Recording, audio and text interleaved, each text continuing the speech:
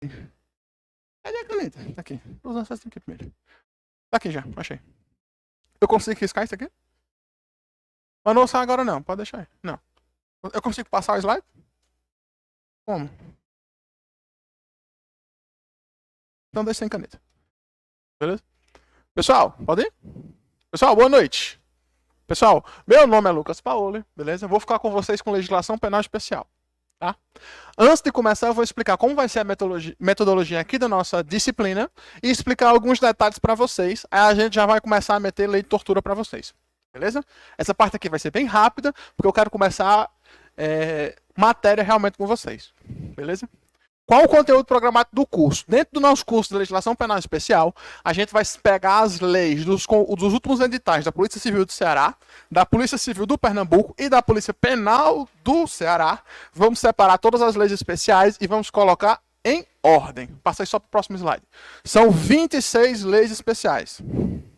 São essas leis especiais que a gente vai tentar passar nesses 5 meses de cursos. 26 leis especiais.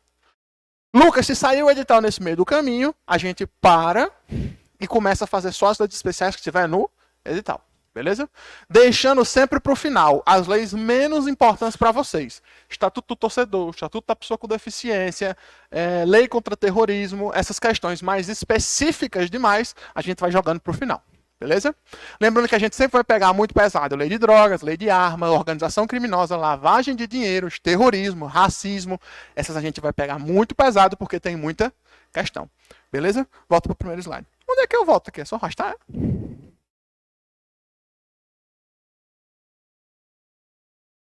Olha aí. Aí deu zoom. Quem sabe faz ao vivo, boy. Olha nosso estraganho, ó. @ibconcursos. Vai ajeitando aí que eu vou falando. Pessoal, a próxima questão lá é o seguinte. Consigo passar sem ler a lei? Consegue, passar a vergonha. Então o que vocês vão ter que fazer para me ajudar? Quando eu falar sobre a lei, vocês vão ler os artigos específicos que eu colocar ou ler a lei na íntegra. Legislação penal especial se estuda lendo lei. É por isso que o título é Legislação Penal Especial. Beleza? Lucas, como serão as resoluções de questões? Como é a metodologia nova do curso de Legislação Penal Especial?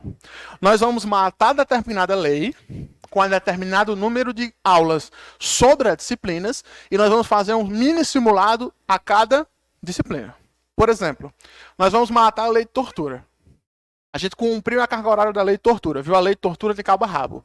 Na próxima aula, antes de eu iniciar a próxima lei, eu vou trazer um simulado para a gente fazer impresso aqui em sala de questões objetivas sobre a lei de tortura. Questões subjetivas nós vamos falando durante a aula, mas questões objetivas sempre ao final do bloco de disciplina nós vamos fazer impresso antes de eu começar a próxima lei, beleza? Por quê? Porque a gente estava perdendo muito tempo em direitos humanos, eu tendo que botar questões nos slides, estava atrasando muito os próximos slides. Então eu vou matar a lei, a gente vai fazer um simulado rápido, 20 minutinhos, e eu já emendo a próxima lei. Beleza? Essa é a nossa metodologia. Lucas, qual é a dica para aprender leis penais especiais? Você vai ler a lei, vai resolver questões sobre a lei, vai grifar no seu VADMEC os artigos que mais vão se repetir nas questões que vocês vão fazer. Quando você grifar esses artigos, vocês vão reler essas questões. Esses artigos. E outra coisa, há coisas que estão trazidas nas leis penais especiais que vão se repetir em várias leis.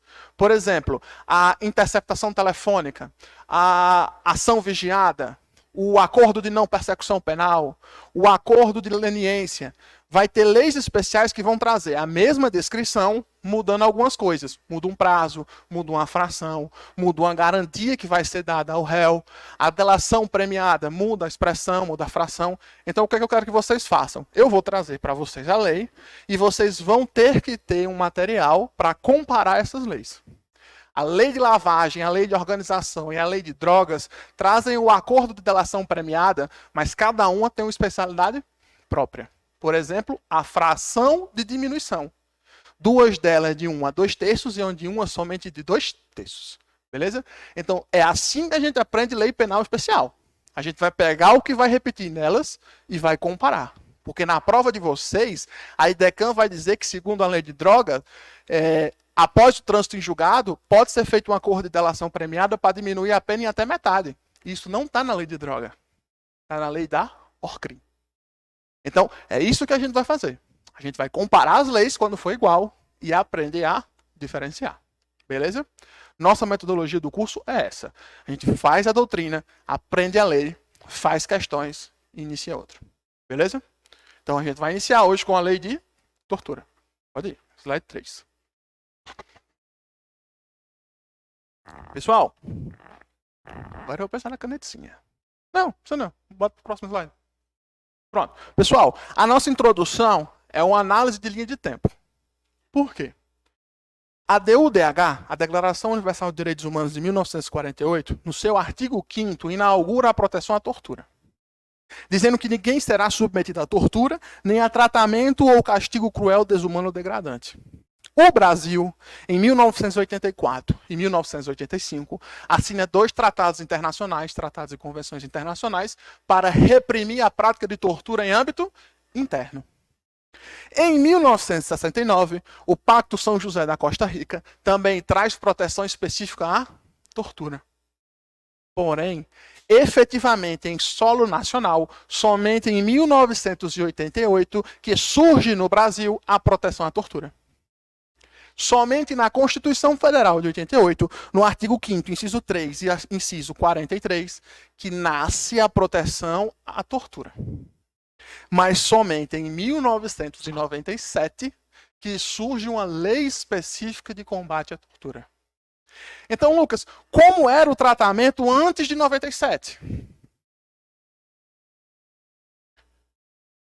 Antes de 97, a tortura era tratada como um crime comum. Somente o ECA, o Estatuto da Criança e do Adolescente, punia com um tipo específico a tortura. Uma tortura praticada contra criança e adolescente. De 1997 para frente, nós tivemos a criação da Lei de Tortura, que além de criar um tipo específico que vai prevalecer sobre o tipo geral, revogou o artigo 233 do ECA. A partir de 97, tortura é tratada em lei específica. Certo? Sai da aplicação geral do Código de Processo Penal e do Código Penal e ganha seu regramento penal e processual próprio. Beleza? Consigo. Lembrei agora. Espera aí. Olha aí. O que é que nossa lei de tortura traz de problemática? Não traz um conceito de tortura. Quem vai trazer um conceito de tortura é o artigo 1º da Convenção contra a Tortura e Tratamentos Desumanos e Degradantes. Esse conceito, ele traz um pequeno problema que surge pela falta de conceito legal nacional. Ela diz que somente quem pratica atos de tortura é servidor público, ou sujeito investido da condição de servidor público. Então isso quer dizer o quê? Para o âmbito internacional, do artigo 1º da Convenção contra a Tortura, crime de tortura é crime próprio.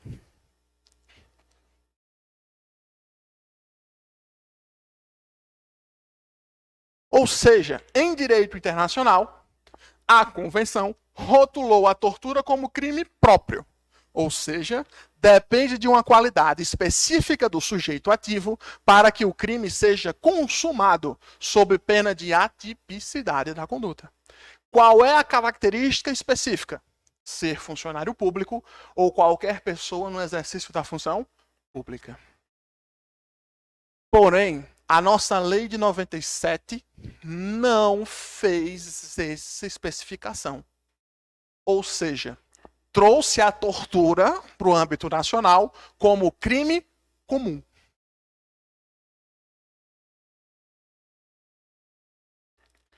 Ou seja, não há a necessidade de uma característica específica do sujeito ativo para consumar-se a tipicidade da tortura.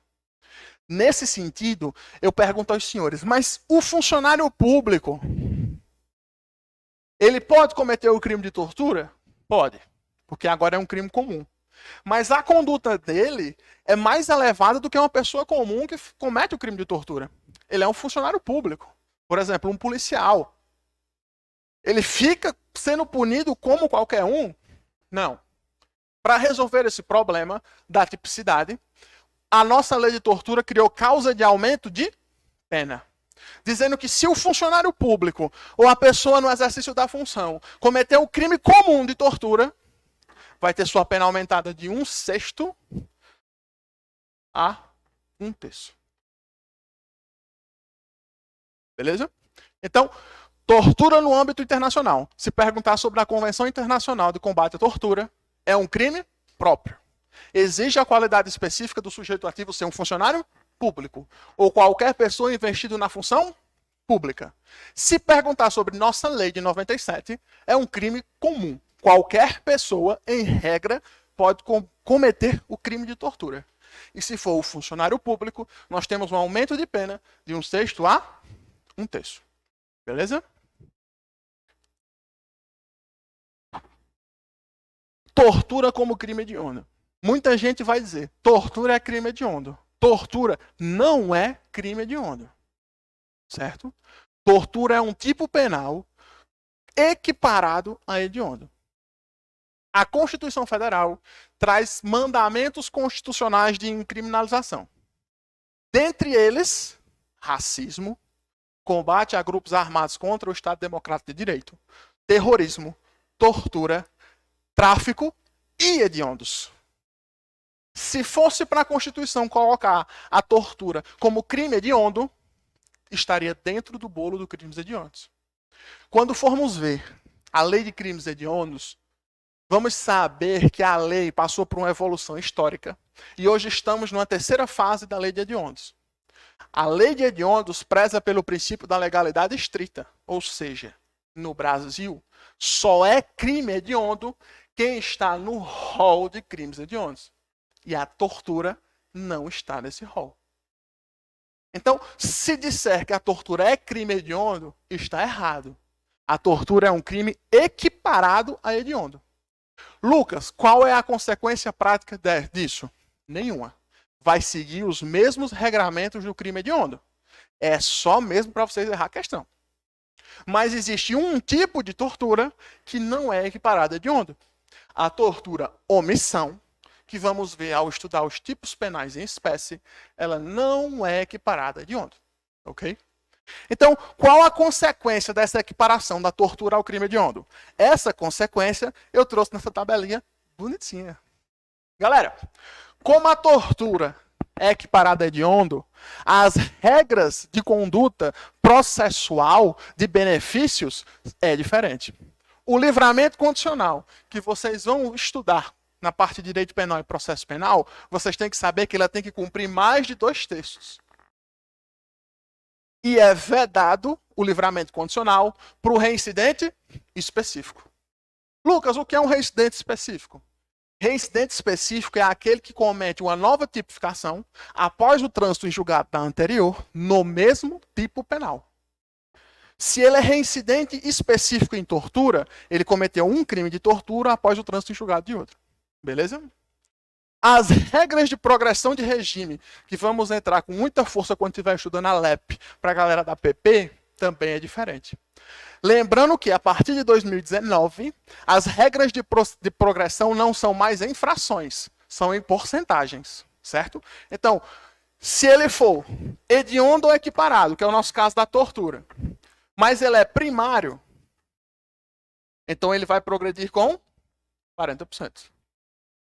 Se ele é hediondo ou equiparado, nossa tortura, com resultado morte, mas ele é primário, 50%. Se é hediondo ou equiparado, mas ele é reincidente, 60%. Se é hediondo ou equiparado, ele é reincidente e tem resultado morte, 70%.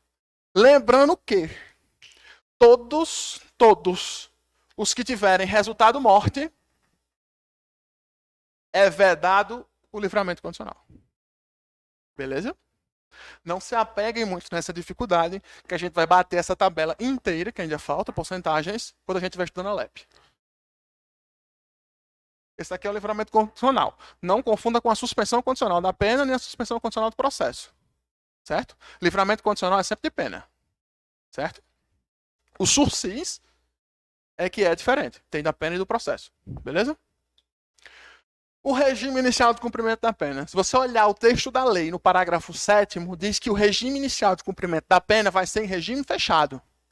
Se você olhar a lei anterior, logo na redação original de 97, ele dizia que é regime integralmente fechado. O Supremo, ao ser acionado, disse o seguinte: não pode ter um regime integralmente fechado, mesmo para tortura. Rompe a individualização da pena. Beleza. Foi para o Legislativo e o Legislativo mudou. Botou regime inicialmente fechado. Foi para o Supremo de novo e disse: você não pode determinar um regime inicial de pena para um crime só pela gravidade abstrata dele. Então, derrubou também. Então, o parágrafo 7º, se você olhar na sua lei, ele não está arriscado, porque ele não foi revogado. Mas ocorreu uma ação declaratória de inconstitucionalidade e ele foi declarado inconstitucional. Então, qual o regime de cumprimento inicial da pena do crime de tortura? Vai depender da análise do caso concreto, onde o juiz, analisando as condições judiciais do artigo 59, bem como as causas de aumento e diminuição, minorante e majorante, vai determinar, nas regras do Código de Processo Penal, qual o regime inicial. Mas a lei não pode declarar um regime inicial de cumprimento de pena somente baseado no crime em abstrato. Ok? A imprescritibilidade. Cuidado. Vão tentar dizer para vocês que tortura, tráfico, terrorismo e hediondos é imprescritível. Mas eles prescrevem. Só há dois tipos penais imprescritivos: racismo e seus equiparados, por exemplo, injúria racial, homotransfobia, e a ação de grupos armados contra o Estado Democrático de Direito. Todos os demais, eles são prescritíveis. Só que qual é a observação que eu boto para vocês se cair numa subjetiva sobre tortura? Se falar em âmbito internacional, tortura é imprescritível. Só que o nosso regramento jurídico brasileiro decidiu colocar o crime comum e prescritível. Ok? Pode passar. Passa aí para mim, que eu estou longe. Show. Competência. Muitos vão olhar e dizer assim: tortura, crime do caralho. Vai ser competência da Justiça Federal. Não. Em regra, a competência da Justiça Estadual. Só vai ser competência da Justiça Federal se entrar em um dos tópicos do artigo 109, inciso 4 da Constituição Federal. Exemplo: crime de tortura que ocorreu dentro de uma repartição federal. Conduta da Justiça Federal. E, Lucas, a parte da investigação, como fica? Se a conduta for da Justiça Estadual, vai ser a Polícia Civil como regra. Mas também vai ser a Polícia Federal. Se for de competência federal, só quem investiga é a Polícia Federal. Mas, Lucas, se a Justiça Estadual, a Polícia Federal vai investigar o crime de tortura? Sim.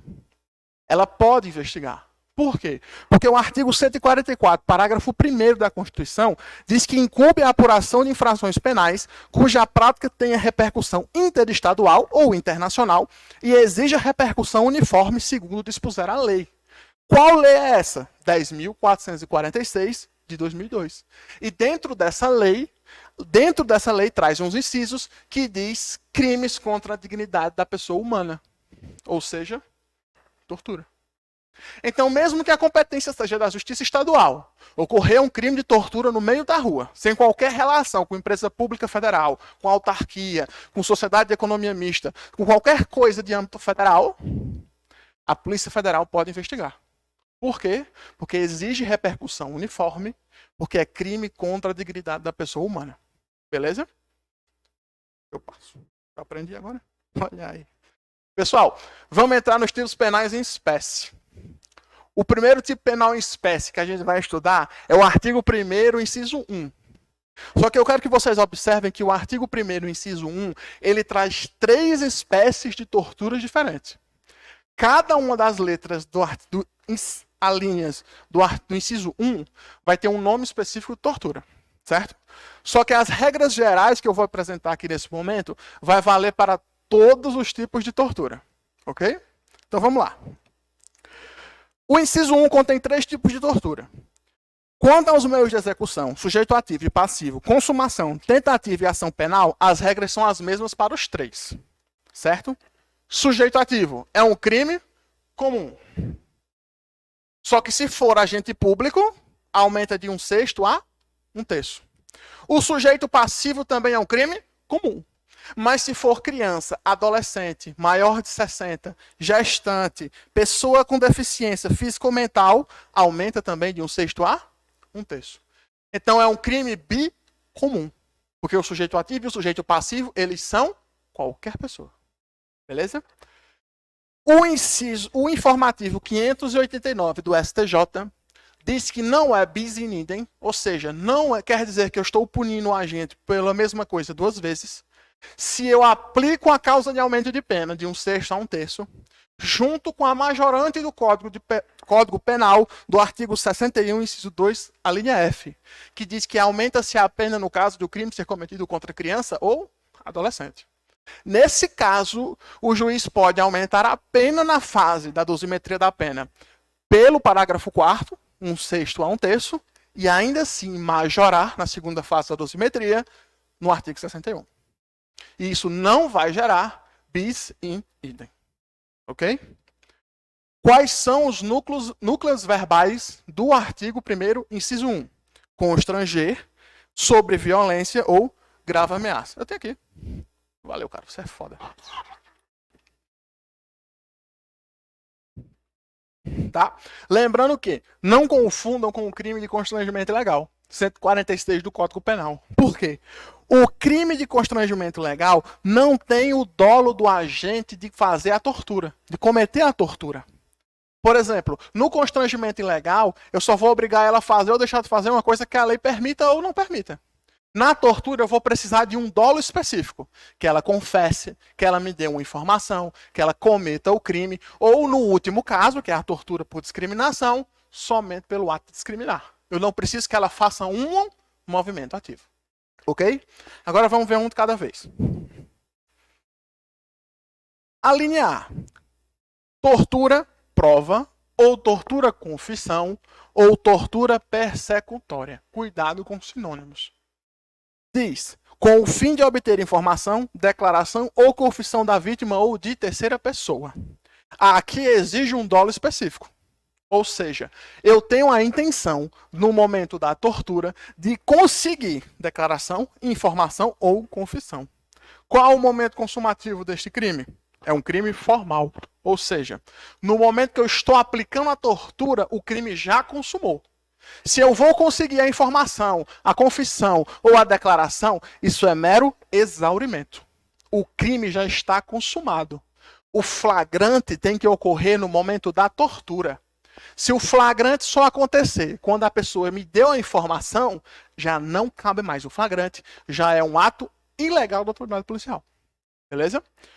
É um crime plurissubsistente. Ou seja, eu não tenho em lei o modo operante do torturador. Posso aplicá-lo da forma que eu quiser, desde que eu tenha esse dolo específico. E por ser plurissubsistente, em tese, admite tentativa. Ok? Embora seja necessária a obtenção da informação, declaração ou confissão da vítima ou de terceira pessoa para a consumação do delito, é certo que uma vez obtidas essas provas, elas são provas ilícitas. Ok? A tortura, mesmo que eu não precise da confissão para consumar o crime, se eu venha a conseguir essa confissão, ela não pode ser utilizada no processo. E o que é que eu faço com essa confissão se for juntada no processo? Ocorre um incidente processual e vai ser desentranhado do processo, porque ela é uma prova ilícita. E todas as provas ilícitas por derivação também vão acompanhar esse desentranhamento do processo, certo? Sobre provas aí só com o tio Thales, tá? Comigo é só passando por cima. Vamos lá, pro próximo. A linha B, ela já fala em para provocar ação ou omissão de natureza criminosa. Aqui o nome do tipo penal vai aparecer para você como tortura crime. O dolo específico aqui é para provocar uma ação ou omissão de natureza criminosa. Ainda é um crime formal. Eu não preciso que o agente efetivamente cometa o crime. Só que o que é que eu quero que vocês entendam? Doutrina majoritária diz que só haverá o crime se o infrator foi coagido a cometer crime. Se a questão falar que o cara foi coagido para cometer contravenção penal, não há crime de tortura nessa modalidade. Valeu? Quando a lei penal fala em conduta criminosa, restringiu para crime. Não entra contravenção penal. Se for contravenção penal, sai da lei de tortura e vai para o Código Penal. Aí pode ser extorsão, pode ser constrangimento ilegal, pode ser qualquer coisa. Menos tortura. Mas, Lucas, se aqui a gente tem agora duas pessoas, nós temos A, que vai fazer uma tortura contra B,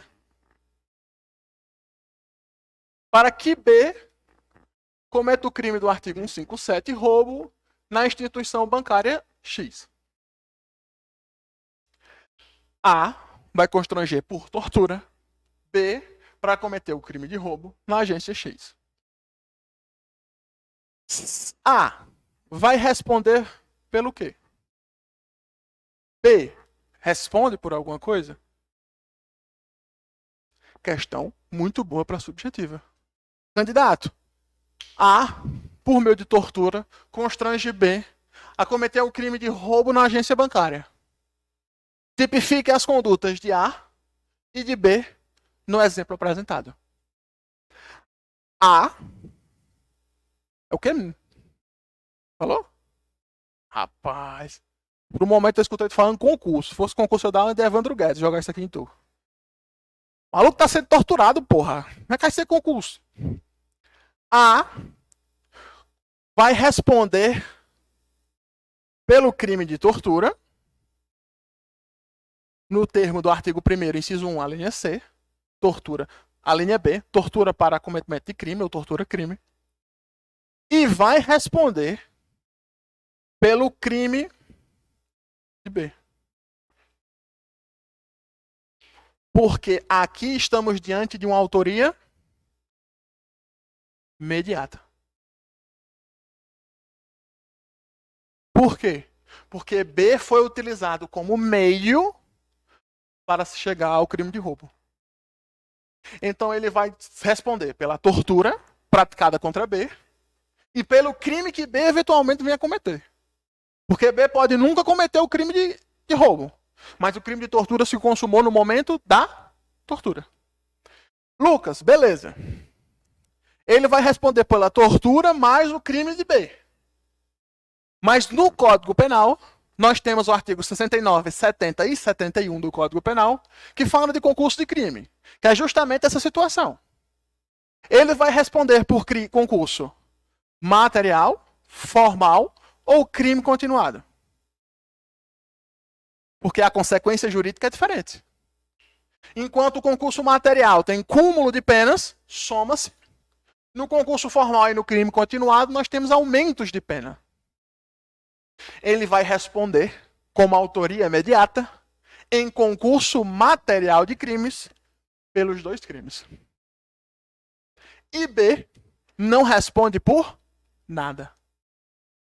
Por quê? Porque se a coação for física, irresistível, como é o caso da tortura, exclui o fato típico. Se for uma tortura psicológica ou moral, exclui a culpabilidade. Então ele pode não ter cometido o crime, excluindo o fato típico, se for conduta tortura física irresistível, ou a culpabilidade, se for moral irresistível. Então, de todo jeito, nesse cenário, B não responde por crime, mas A vai responder pelos dois. Em concurso material, somando-se as penas. Beleza? Lembrando sempre que se A for funcionário público, aumenta de 1/6 a 1/3. E se B for maior de 60, adolescente, criança, pessoa com deficiência física ou mental, ele também vai aumentar 1/6 a 1/3. Ok? Pegaram? Vamos para frente. E lembrando que só pode ser crime. Contravenção penal não entra no nosso exemplo. Beleza?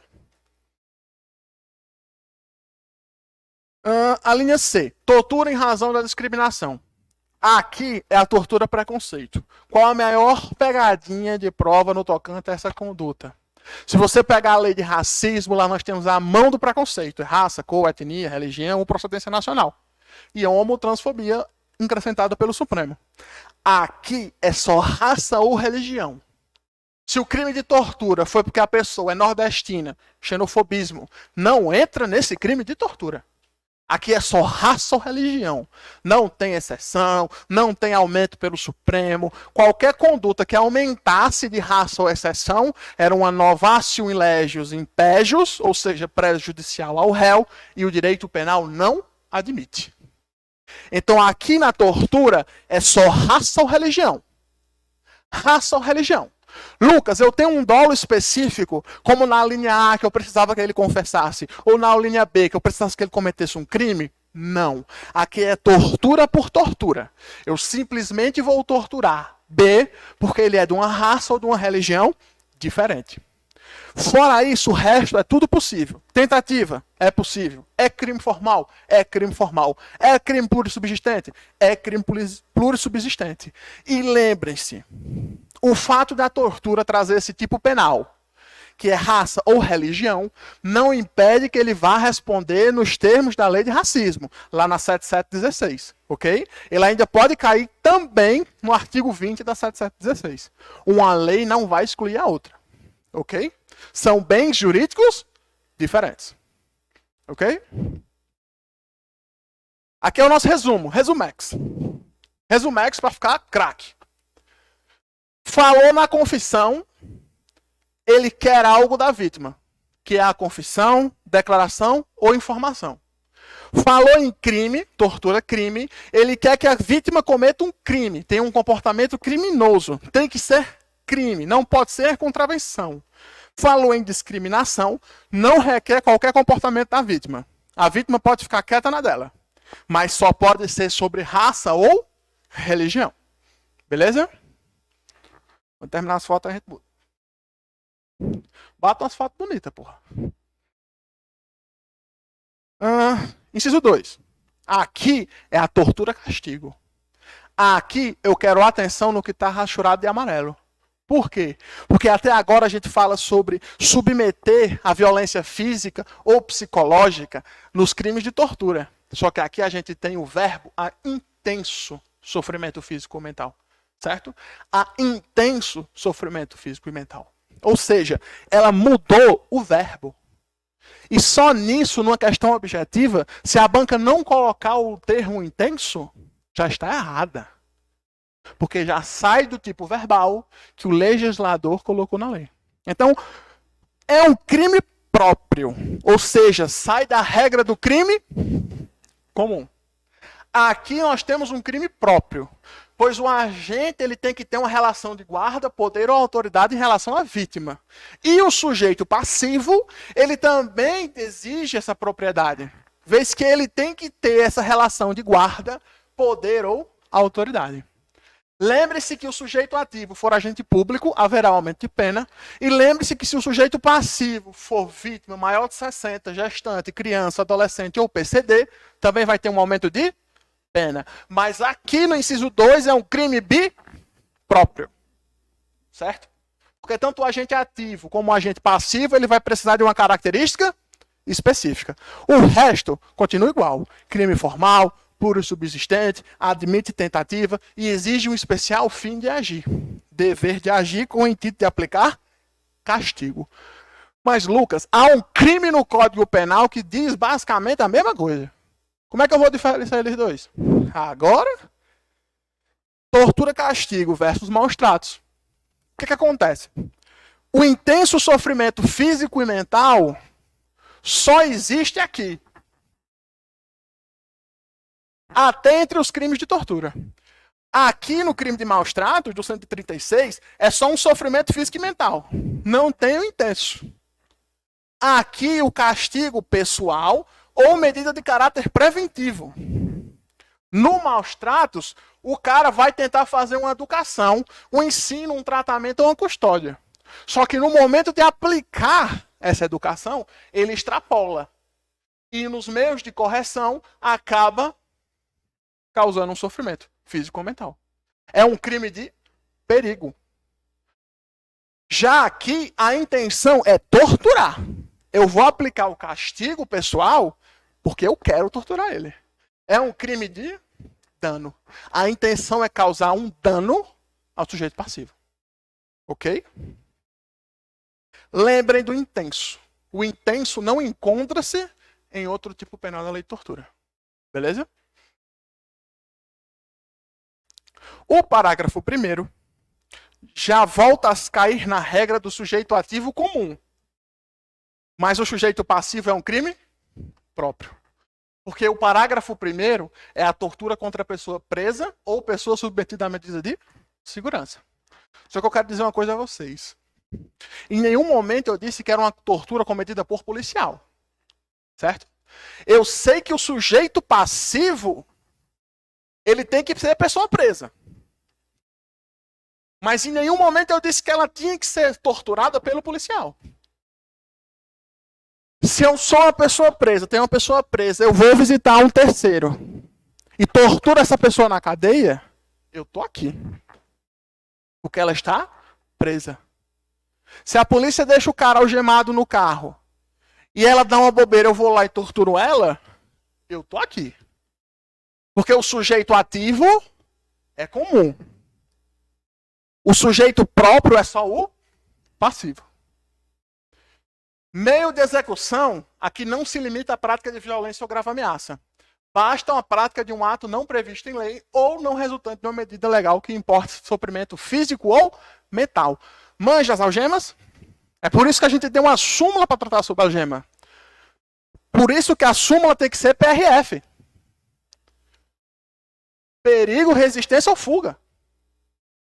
Por quê? Porque é uma medida de tortura, mas é uma medida que não está extrapolando a comissão legal. Porque se ela tiver nessa colocação e for justificada por escrito pela autoridade que utilizou a algema, ela está dentro das regras legais.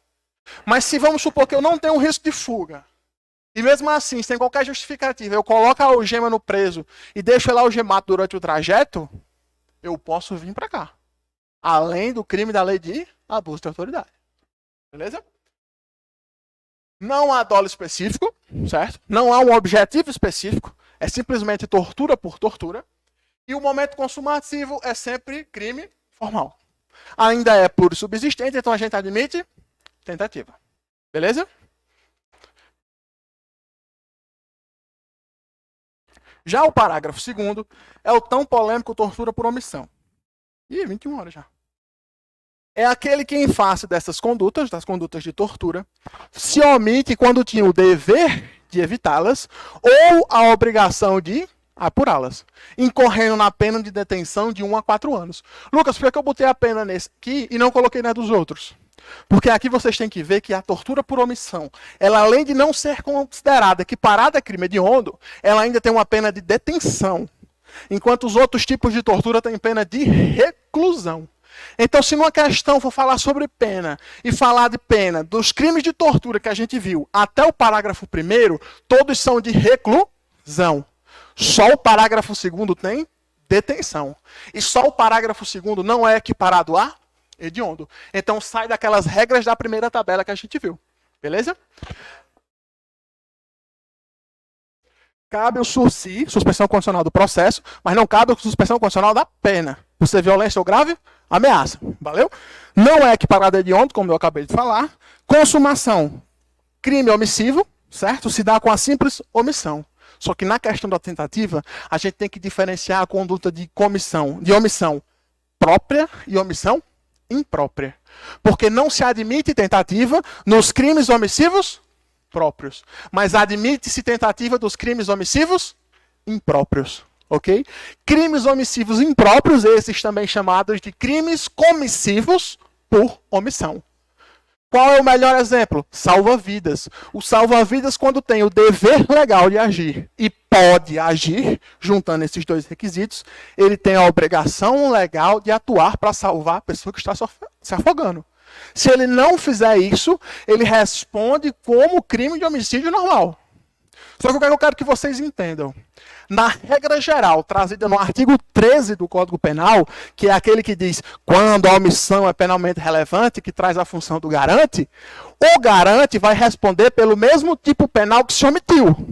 Se eu sou o salva-vidas e eu posso e devo salvar a pessoa que está se afogando, eu vou responder por crime de homicídio.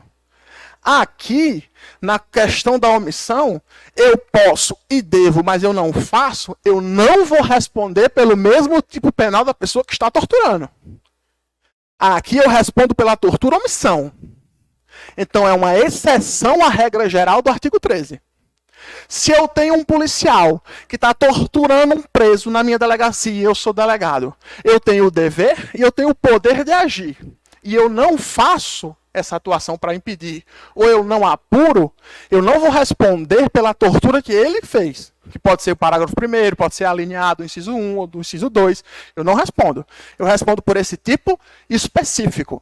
Muitos doutrinadores dizem que isso é inconstitucional, porque a regra do artigo 13, que é a regra geral, diz que eu tenho que responder pelo mesmo tipo penal. Se está no bolo, é para rodar todo mundo. Só que a lei de tortura não entrou na regra geral. E como tem o princípio da especialidade, ou seja, norma especial sobressai sobre norma geral, para concurso público em prova objetiva, marque que o torturador e esse omitente respondem por condutas diferentes. Na questão subjetiva, apresentem o artigo 13, diga que ele está em situação de garante e diga que aqui é uma exceção à regra do Código Penal. Beleza? Aqui eu trouxe uma tabela dividindo omissão imprópria e omissão própria nos termos do crime de tortura. Porque para os tipos do Código Penal, vocês vão ver na parte penal geral. Certo? Então, eu vou encerrar o slide aqui. Tem muito slide ainda? Olha aí. Hã? Aí vai, pode passar. Não. Posso terminar ou vocês estão com pressa? Posso terminar? É rapidinho, faltam uns 3 slides. Pode ir? Pronto. Parágrafo 4º. O parágrafo 4º é onde traz as nossas causas de aumento de pena que a gente tanto veio batendo. Não pode esquecer. O torturador ele vai andando com um cestinho e um tercinho no pescoço. É de 1/6 a 1/3. Se o sujeito ativo é cometido por agente público, se o sujeito passivo é gestante, criança, adolescente, pessoa com deficiência física ou mental, e se o crime é cometido mediante sequestro. Não tem outra causa de aumento de pena na lei de tortura. Então tem que saber essa causa de aumento de pena, principalmente a fração. Só que lembrem-se, se o agente público comete o crime do parágrafo 1º ou do artigo 1º, parágrafo 2º, segunda parte, que é aquela que ele tem a modalidade omissiva, não pode ter um aumento de pena.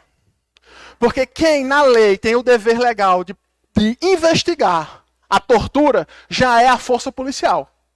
Então, se eu tiver que colocar um causa de aumento de pena, seria bis in idem. Ou seja, quando a gente estava falando sobre a tortura omissão, a gente disse que tem 2 verbos lá.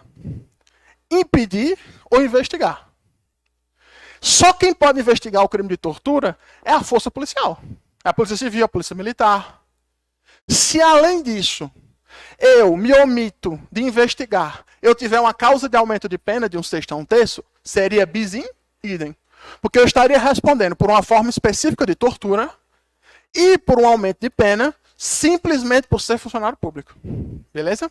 Então, essa causa de aumento de pena não se aplica ao parágrafo 1º e ao parágrafo 2º, segunda parte, que é o tocante ao dever de apurar e investigar. O inciso 2º, o agente tem que saber dessa qualidade especial, ou seja, se a vítima é uma gestante, mas o agente não tem condição de saber que ela é uma gestante, também não se aplica essa aumento de pena. E no inciso 3º, a galera fala em sequestro. Só que o povo pergunta, e o cárcere privado? Então, a doutrina entende que sequestro nesse tipo penal é um gênero que engloba sequestro e cárcere privado. E mesmo assim, não é prejudicial ao réu. Beleza? O próximo é o efeito administrativo, ou efeito extrapenal da sentença penal condenatória. Aqui vocês têm que entender que durante o nosso estudo sobre leis penais especiais, a maioria das leis tem esses efeitos extrapenais. Só que na sua maioria, eles não são automáticos. Só 2 leis têm efeitos automáticos extrapenais: tortura e organização criminosa. Então, aqui, esse efeito extrapenal, ele é automático. Vide o informativo 577 do STJ. Então, a perca e a interdição do exercício da função pública pelo dobro do prazo da pena aplicada é um efeito automático da sentença condenatória. Ou seja, o juiz ele não precisa fundamentar ou sequer colocar na sentença esse efeito automático. É um efeito automático empenhado pela lei. Então, se ele for condenado a 3 anos por crime de tortura, ele vai ficar por interdição do direito de exercer a função, emprego ou cargo público por 6 anos. Não confundam que aqui é o dobro. Nós vamos chegar em leis que vai ser de 1 a 5 anos, 8 meses, 6 meses. Aqui é o dobro, certo?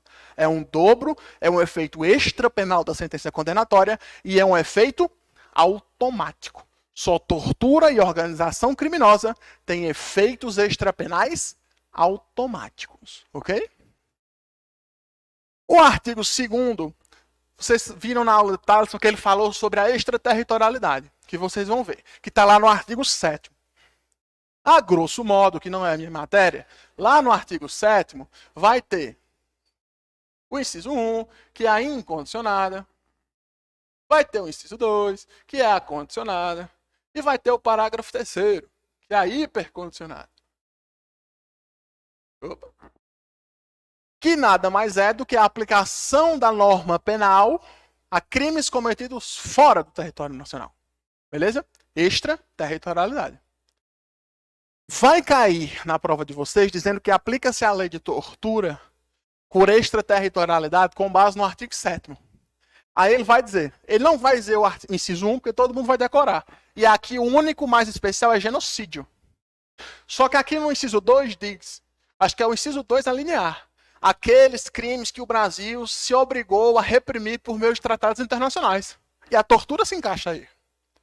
Então a questão vai dizer, candidato, aplica-se uma extraterritorialidade ao crime de tortura com base no artigo 7º, inciso 2 do Código Penal. Pois o crime de tortura é um crime que o Brasil se obrigou a impedir por meio de tratados e convenções internacionais. Coisa linda, né? Mas marca errado. Por quê? Porque a lei de tortura no parágrafo do artigo 2º trouxe uma causa específica de extraterritorialidade. E no artigo 2º, a extraterritorialidade é incondicionada. Não há necessidade de condições alguma para a sua aplicação. Só exige-se que o crime não tenha sido cometido em território nacional, mas a vítima é brasileira ou o sujeito está sob jurisdição brasileira. Enquanto o artigo 7º, inciso 2, exige uma série de condições para aplicar a extraterritorialidade, se a gente fosse usar para o crime de tortura, o artigo 2º só exige vítima brasileira ou agente sujeito a local de jurisdição brasileira. Beleza? Para a lei de tortura, que tem regramento próprio sobre a extraterritorialidade, ela é incondicionada. E a prova vai tentar fazer vocês colocarem que ela é condicionada. Beleza? Pessoal, lei de tortura nos detalhes. Próximo passo, ler a lei e resolver questões. Valeu? Boa noite.